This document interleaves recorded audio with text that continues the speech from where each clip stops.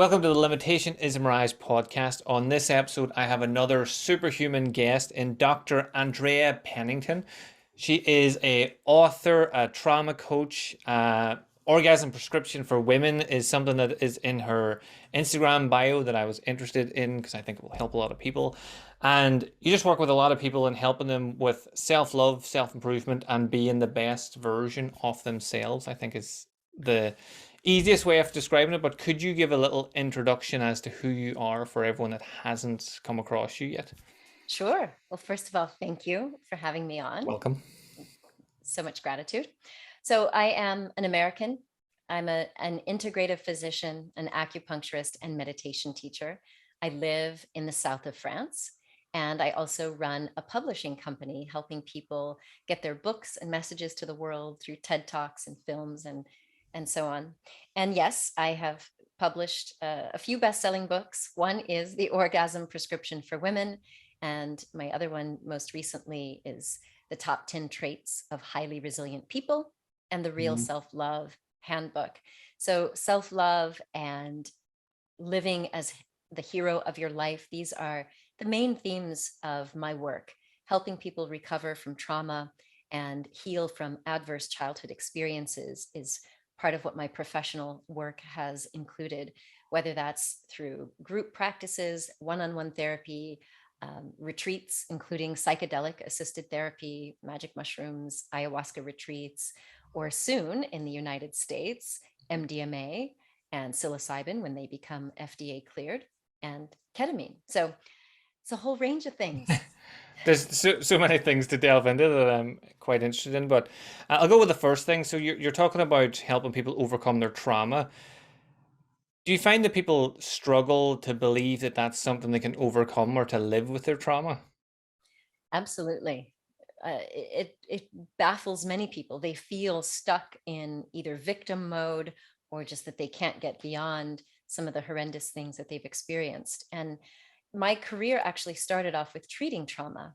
When I first finished medical school and got training in acupuncture, it was for drug and alcohol detox. And then when I opened my medical center, we were treating people with binge eating disorder. Hmm. And for many people with substance use disorder or eating disorders, at the core, there's often trauma in the background. And so I saw these people like struggling with these compulsive behaviors and feeling like even though their rational mind said, of course, I don't want the drugs, I don't want the food to be the reason that I go to an early grave, the conscious mind wasn't enough to get past the blocks. And so we had to go into healing the trauma. And that's what's led me on creating all of these holistic models for helping people heal.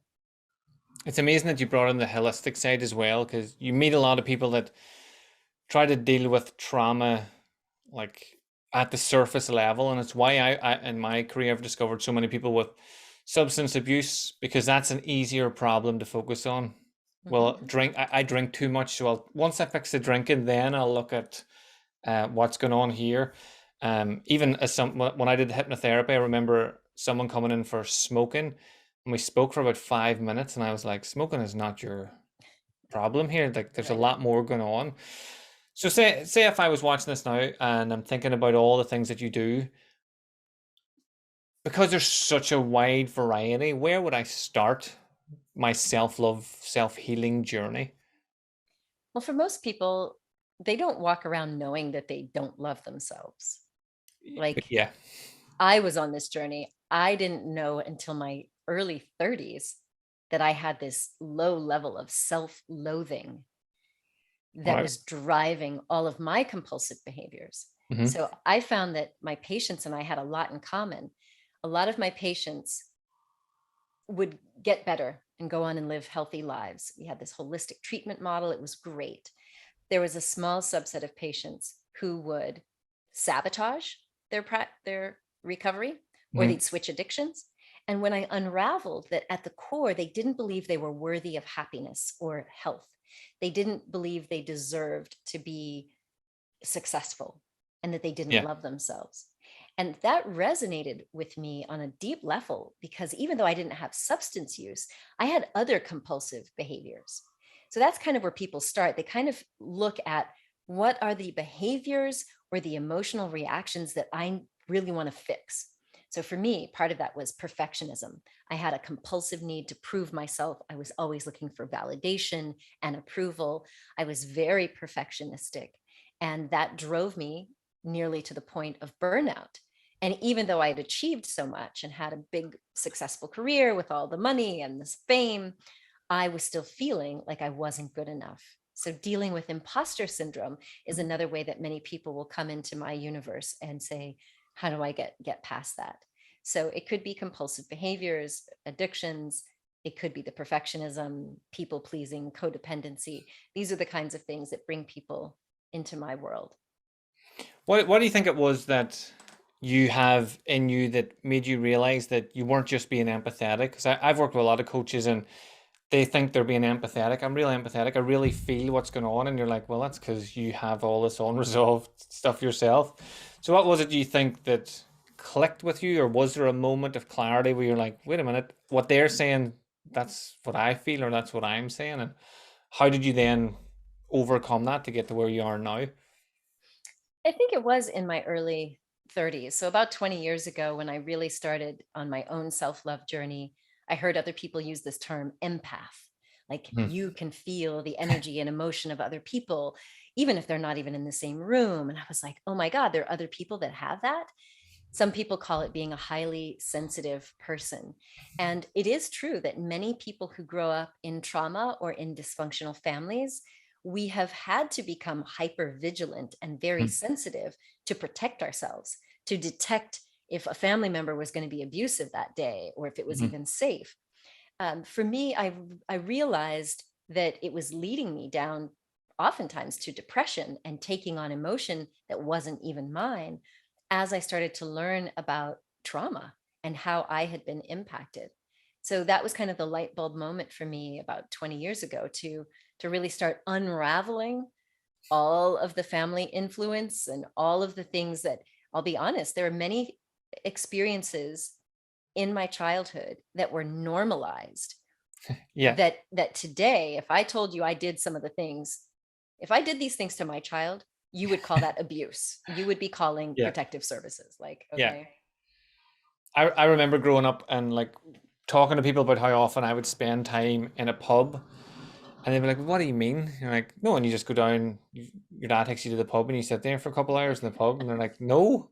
That's not normal. Yeah, you're like, "Oh, is it not? Let's look at this." um, so something I suppose that came up for me when I was unraveling my life. How do you get over the feeling that it's not your problem to open up? So, say for example, my dad drank, but then that was his problem, and I would like compartmentalize what I was feeling instead of that. So how do you bring it up and unlock it for yourself without that guilt of I'm going to bring this up for them as well? Mm. Well, for me, I really see each of us are on a heroic journey of the soul.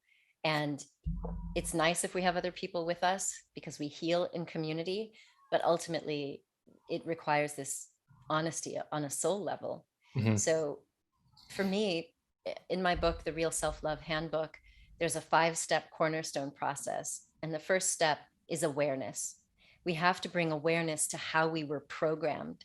And our initial programming starts from our parents. We get Yeah. socialized in our family of origin. And so it's a necessary step. And that's where all of my client work and my group work begins. It begins with looking at how did you get programmed? What were the experiences and circumstances and environments that you grew up in? And we don't do this to put blame on anyone or shame on anyone. Yeah. We do uncover quite often that there were incredibly painful things that happened, but we're doing this to bring the awareness because you can't heal what you don't acknowledge. We can't heal what remains hidden. And that was what the case was in my life. I had gotten to a point where I was super successful. I had, passed the $2 million mark in my business, and I was miserable. And I was feeling like an imposter, and I was heading toward burnout. And Mhm. it's because I was not aware of what the underlying programs were that were driving my behaviors. And so if you're not aware of it, of course, you're going to try everything on the outside to fix. Maybe I need a new program. Maybe I need a new coach or a new mentor or a new this or you know, an external fix. Mhm. And we have to get into the subconscious mind and who we say we are being in the world. I love the idea of thinking about the programming. Like the self-awareness is everywhere. Like in everything that I've done, it's all like right down from martial arts to coaching. Your self-awareness, without it, you're not getting anywhere. And like I would teach meditation and qigong and martial arts to people that are not self-aware, so they think they're amazing, and you're like, if we could just video you and you watch that back. And the same thing happens, and like you said, they go clutching for, oh, that didn't work for me. Like whenever I was doing my Reiki, I was doing Reiki stuff, and people would talk to me about it, and then they'd say, "No, I did that. Doesn't work. Like it Mm, didn't work for you at that time in that moment because you weren't ready." Like it's the same as anything.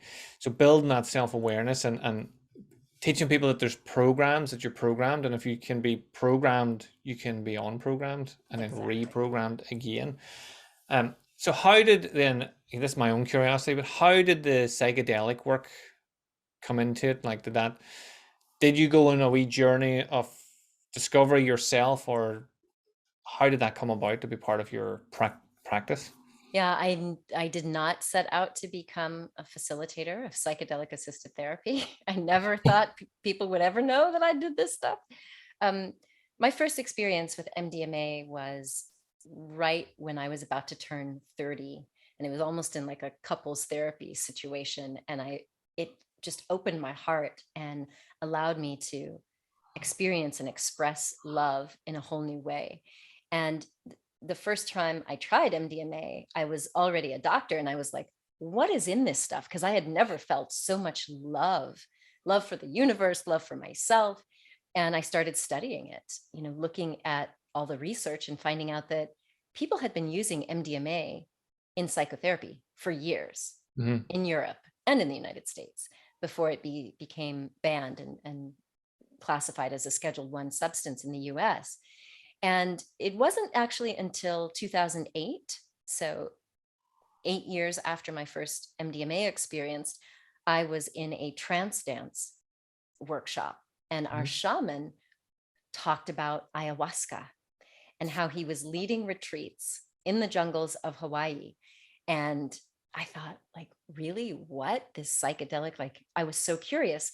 But then when he told me that you had to dig your own pit to like puke and shit into, I was like, in the jungle? Like, no. And it wasn't until, 9 years later, I was in Peru and I heard the call again. And I had the opportunity to sit in ceremony with a beautiful ayahuasquera. And she led us in a sacred ceremony with ayahuasca in a very safe yoga retreat, still surrounded by nature. Yeah. And that was the first time that I really experienced a deep look at my programming, but without the emotional attachment. So with psychedelics, you're in an expanded state of consciousness, and quite often you will see images or vignettes. And I saw these scenes from my childhood, and I connected with the soul of my mother, and I just had so much healing and awakening in that first journey. And then a couple of years later, I had another opportunity to sit in ceremony with ayahuasca and my first magic mushroom or psilocybin mushroom journey with another beautiful medicine woman in Iceland.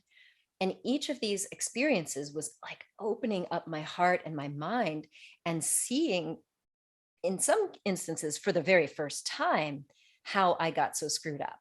Like, so let me give you an example. I grew up in a family where my parents divorced when I was 3 years old.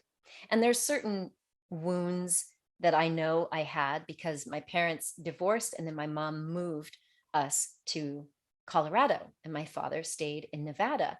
We didn't have Skype, we didn't have FaceTime. Mm. So all I had was the phone. I only saw him when I had school breaks.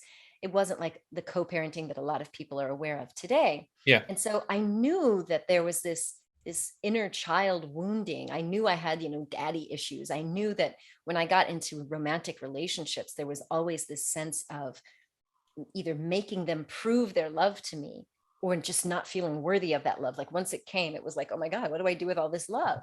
Yeah. And so I knew that that was an influence. But when I sat in some of these sacred ceremonies with ayahuasca and magic mushrooms, I saw a lot more of the programming that happened when my parents were still married.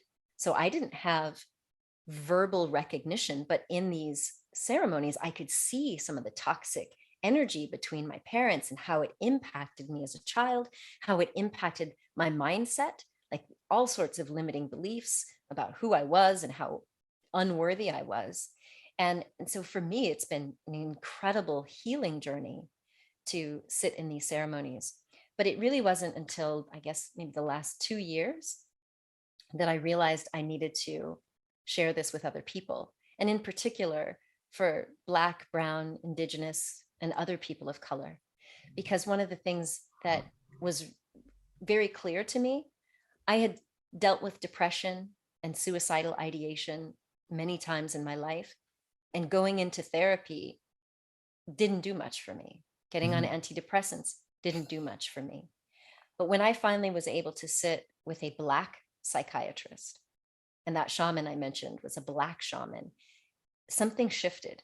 Being able to sit with someone who has the cultural humility and the awareness shifted so many things for me that when I came out of my most poignant 5 gram mushroom journey, I recognized, like, oh my God, how many other people are living like I was living, unaware of how much of the trauma was impacting us as an adult, despite being functional. How many other Black, Brown, or people of color are going and sitting in sessions with white therapists and not really getting to the key issue? Mm. How many other Black, Brown, or people of color are not going to seek out psychedelic substances because there's this stigma, there's a fear around illegal substances, there's a belief that this is like hippie shit, this is white people shit. And so I realized that I've been treating trauma for 22 years as a physician. And I realized I needed to be able to add at least the component to help people prepare for and integrate their psychedelic experiences if they want to go the clinical route as opposed to going with a sacred shaman. If they want to go the clinical route, ketamine is legal in the United States. Here in Europe, we can do psilocybin like truffles. We can also do ketamine. And I have other shamans. I'm not becoming a shaman, but I have other people that I work with who do sit with ayahuasca. So that's kind of like the weird journey that it took for me to get to where I am today. And now I'm able to host events around the world and support people. And I should also say, you don't have to do psychedelics. You already know this, I'm sure, Liam, but holotropic breath work, which was developed by Stanislav and Christina Grof, Yeah. it is a powerful way to get into expanded states of consciousness where we can have access to these same psychedelic realms and deep, deep inner child healing work and even perinatal healing work. And I just recognize that after 22 years of treating trauma, there haven't been really groundbreaking treatments available like what I'm seeing with psychedelics. It's certainly not for everyone. There are medical contraindications, there are psychological contraindications. But for a lot of people like me who went through 30, 40 decades of life and still hadn't gotten to the core of the wounding, psychedelics have been pivotal. I like that, like there's so much to unpack there, but even the fact that you're looking back at trauma before you were 3, because most people remember, oh, my daddy issues come from when my parents divorced, and you're like, what, the exact day? Like none of the stuff before that affected you, Right. just the day they left, and you're like, aye. Like there's so much more. And then you were even saying like before in the womb trauma as well, like Yeah. before that, like I've had experience with parents bringing their children to me that just cry all the time or have colic or something, and they're like, I don't know why. I'm like, well, was the birth traumatic? Was the pregnancy traumatic? Ah, it was brutal. Well, probably had an effect. Would you think? And then just grounding the child. Like I ended as I progressed into my coaching and stuff. The last like clients I had for any sort of energy work were children. Like the youngest I worked on was a 2-year-old baby, Mm. Like I was the third person outside of the hospital staff to see this kid, like before the parent, before the family or anything. Like they brought it straight to me. And I try to put that across to my clients that trauma can come from everywhere and from all life as you go through. And then the other thing I really liked was the fact that you mentioned the cultural understanding in your therapist. Like even over in this country, there's Protestant and Catholic for an easy example.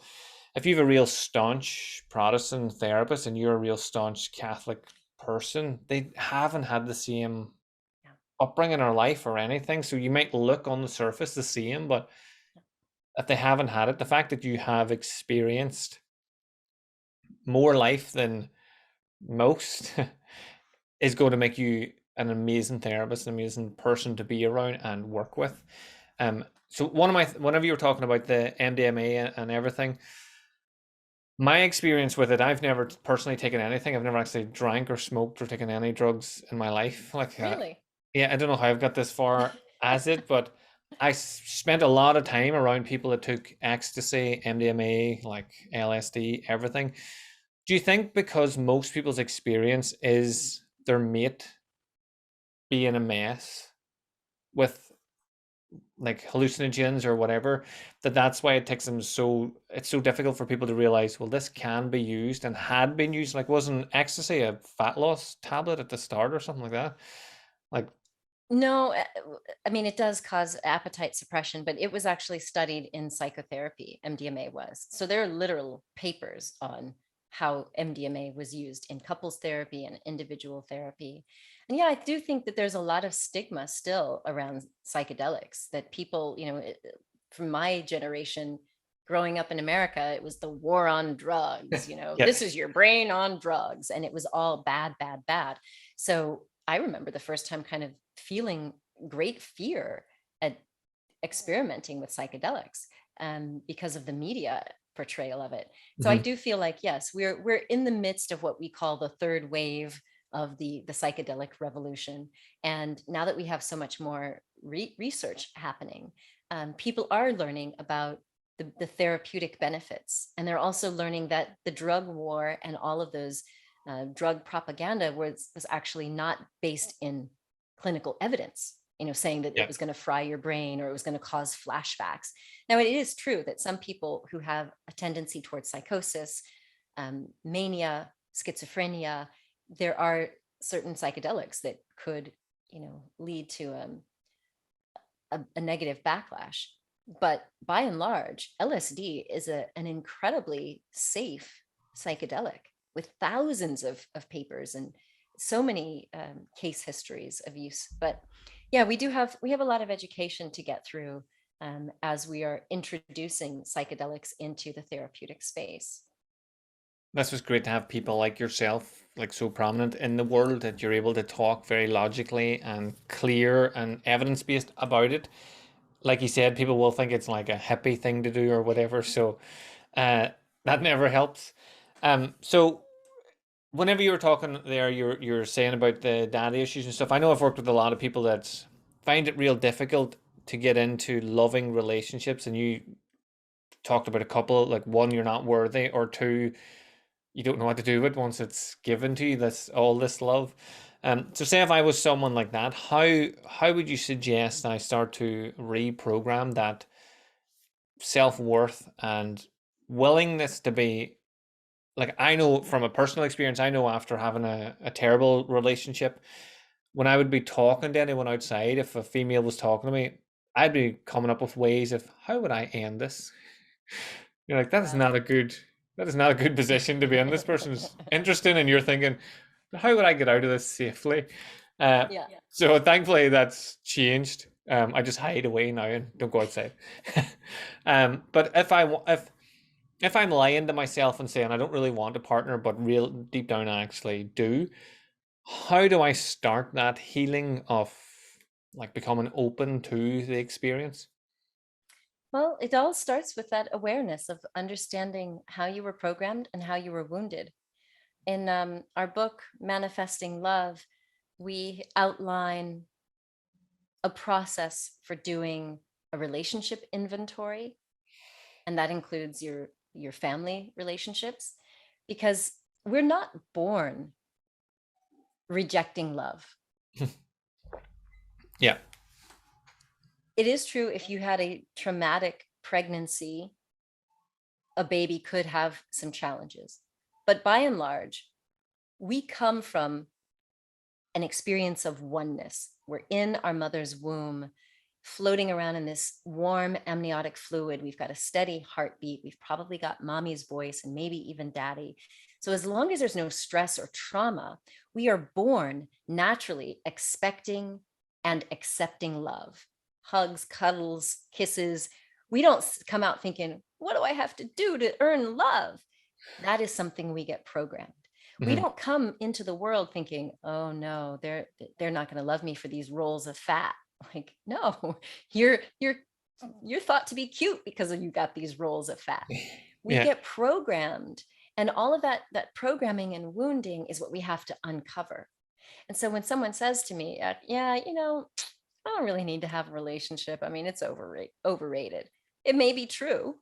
Maybe your soul is in this life to do other things. But I always invite people to unravel, where did your programming and your beliefs get set about your worthiness of love, about what you can expect or deserve in relationships. And that took a lot of unraveling for me. I in our books, we lead people through a meditative process so that you can bypass the ego and dip into the subconscious mind, bring forth these parts of yourself, your inner child, maybe even your inner teenager, or it could be you at 20 that got wounded and took on some beliefs that are preventing you from having a healthy and happy relationship, or from loving yourself.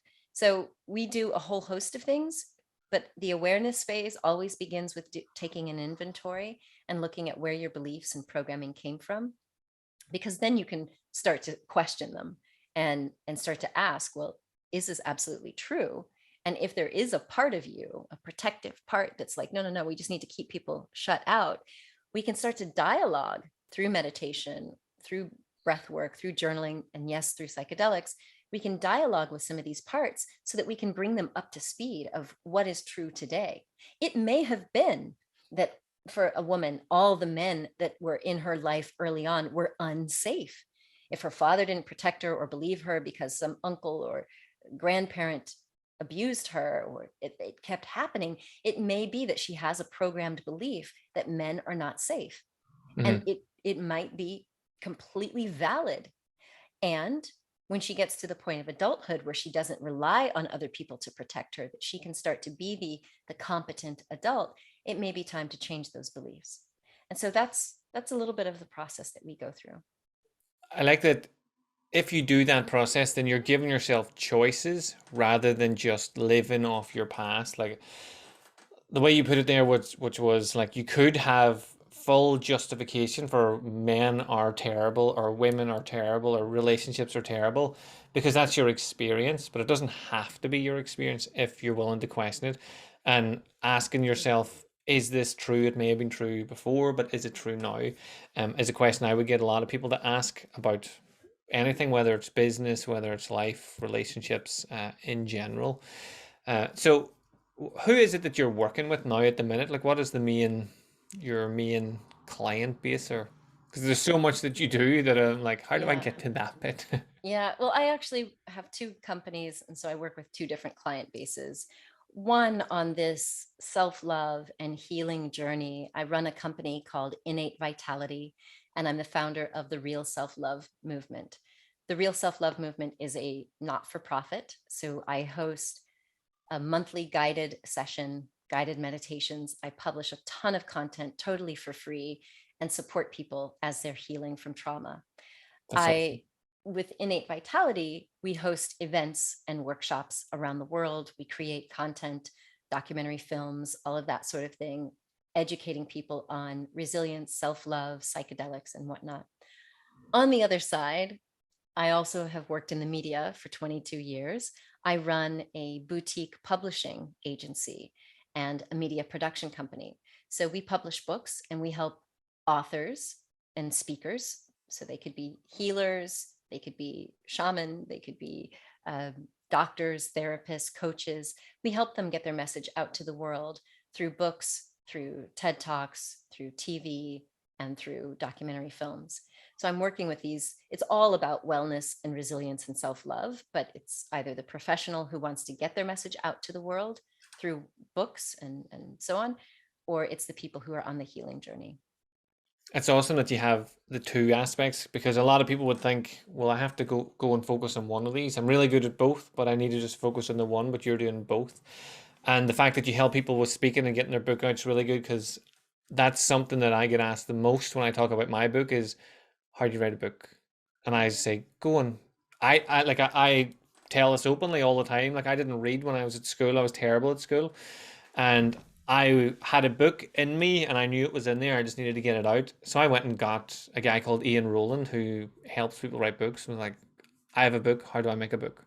And I tell people all the time, find someone. There'll be someone that resonates with you, with your message. That, like, Ian and me got on so well already that it was easy for us. So if I'm trying to be a holistic practitioner, but I have a book and I don't know, like, you sound like the type of person that would bring that book out and keep the like love and authenticity off the book, rather than just going to a random publisher man and doing that. Exactly.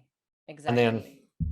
the other side is you are giving, like, you can hear it in your voice when you talk, like you just want to help, you want to resonate with people, you want people to connect, and I know the listeners will know actually that you can overcome anything. Like, you're not doing the hoorah Henry, you can do this type stuff. It's just, if you look at it, you get your awareness, you get your logical, and then move through it. So I just love that. With the meditation and stuff, this is something I push on. Like, it's the one thing I push on. Meditating and journaling, I tell them all this stuff they could do that's really good, but I push meditation and journaling. Like, just do it. Yeah. Like, I did for myself. I had learned meditation, my first ever meditation, probably the same as everyone's. I sat just going, "What? This is so stupid. How long has it been?" Like, because my kung fu master told me I had to do it. And then maybe about 5 years after that, or less, I decided I would do 100 days in a row without missing a day to see what would happen. Mm. That's about 12 to 14 years ago now, and I meditate 3 times a day and I've never missed a single day. So when I say to people you should meditate, I'm like, I'm not just making it up. I'm like, this has been the biggest influence. So when it comes to the type of meditation that you do, can you give a brief description for people that are thinking about meditating or have heard me go on and on about it, but it just hasn't resonated yet? Yeah. Well, I offer a whole range of meditations in all of my free programs and on my website. So for people who say that they can't meditate, like, my mind is too busy, I've got the monkey mind, I've got all these thoughts, and then I judge myself, then I invite them to do a guided meditation.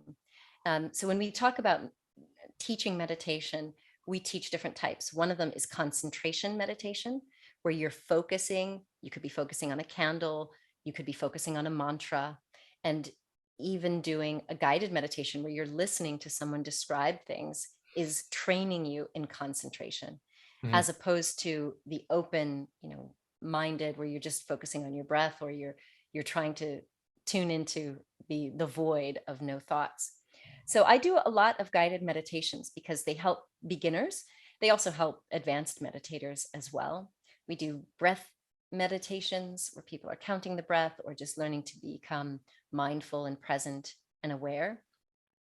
I also lead a 5-step meditation that's called the attunement process, that helps people calm body and brain, really tune into the heart and compassion, open up the mind so that they're getting access to the subconscious. And then they can have dialogues with a compassion figure, a wisdom figure, or any other archetype, their inner child, their inner teenager. And I find that meditative process, which I've actually studied while hooked up to an EEG machine, to see Cool. that it actually gets you into these healthy brainwave states. So I teach a variety of different meditation styles, and people are sure to find one or several that work for them. But like you, I have been meditating for me since I was at university, and it's the thing that I recommend across the board to nearly everyone. That Mhm. and journaling as well, because it is so powerful. The other piece of it is I find that many people feel isolated if they have to go and meditate on their own, which is Yeah. why in all of our group programs and in my monthly guided meditation, you get to do this in community where you can reflect and hear what other people are getting and not feel so isolated. So yeah. I love that answer because again, it just shoots down any excuse. Oh, that's not for me. You're like, have you tried all of them? These are Right. 10 ones I've just mentioned. Yeah. And then the community aspect as well. One of the things I used to get groups to do was just text someone and say, tomorrow at 7 o'clock, do you want to meditate? You don't have to be in the same room. You just know that you're going to hold presence for each other. So it takes that isolation out of it, and it helps people who are afraid of their own mind. Like, I don't want to meditate. Why? Because what am I going to say to myself? And like, who knows? Let's find out. It could be interesting. It could be good. Yeah. So it's just funny that you're doing the same. Like, there's so many aspects to it. I haven't had the pleasure of getting hooked up to a machine to see what my brain's doing, but I'm gonna somehow work that into my life. Now that's life goal created. Uh, Whenever it comes to, I just want to bring it back to the self love because I know that's what a lot of listeners struggle with. Whenever it comes to your self love, do you have like a daily non-negotiables, or do you have like just focus time in the day, or is this something that you just want to build your awareness towards and just build throughout your just general life? Well, I'm a big believer in looking at your own energy system, and this was taught to me as I learned traditional Chinese medicine and acupuncture. I find that for most people, like 9 people out of 10, will find that the morning is the best time for self care time. Hmm. In my own regimen, from 5 a.m. to 10 a.m., it's Andrea time. It's not social media time. Nice. My beloved even knows it's like, okay, I'm going to get up and meditate, do breath work, maybe yoga or qigong. I'm going to journal. I might do my Buddhist sadhana. If it's beautiful weather, I might go jog by the sea. Like that is my non-negotiable. Hmm. I'm not giving away my energy to other people. I mean, like in social media, I'm not getting polluted by other people's thoughts and what is it other people up to. I'm able to hold that container, tune into my energy and to the divine, get my downloads. Sometimes I will look at my calendar for the day and I'll say, "Oh, okay, I'm shooting this evening. What do I want to bring?" So when I go into meditation, I'll get my downloads. I do a Hmm. lot of writing in the early part of the day. I'm always writing a book. I'm working on my next book now. And so if I have those hours that are dedicated non-negotiably, unless I'm catching a plane, this stuff, it just sticks. It's just non-negotiable. For me, I've also booked myself so that I'm only working Tuesday, Wednesday, and Thursday. I happen to be at a point in my career where I can do that. And I don't start engaging with the outside world until 2 in the afternoon. So you know that. You got a link to book this Yeah. interview.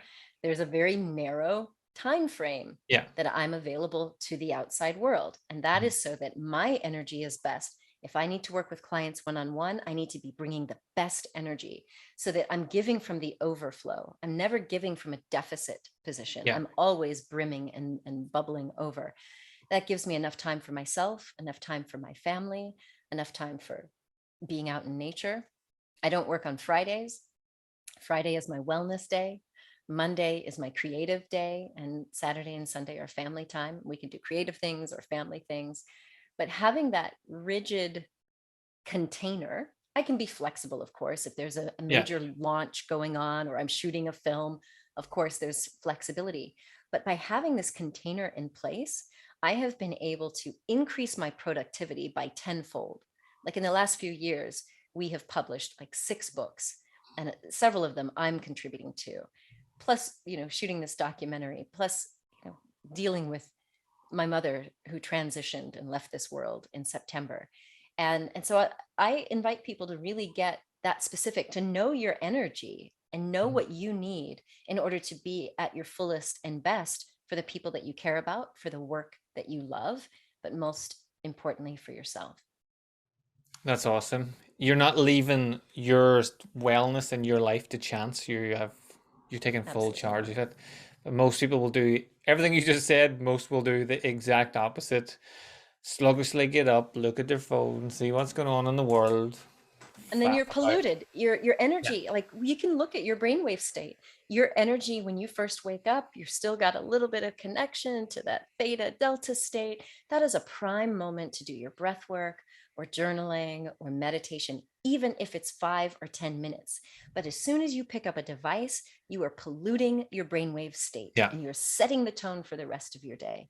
And it's very hard to get that back. You can do a meditation or a qigong reset, but why? Why not just plan it Yeah, so that you're having the best energy for you and everyone you care about?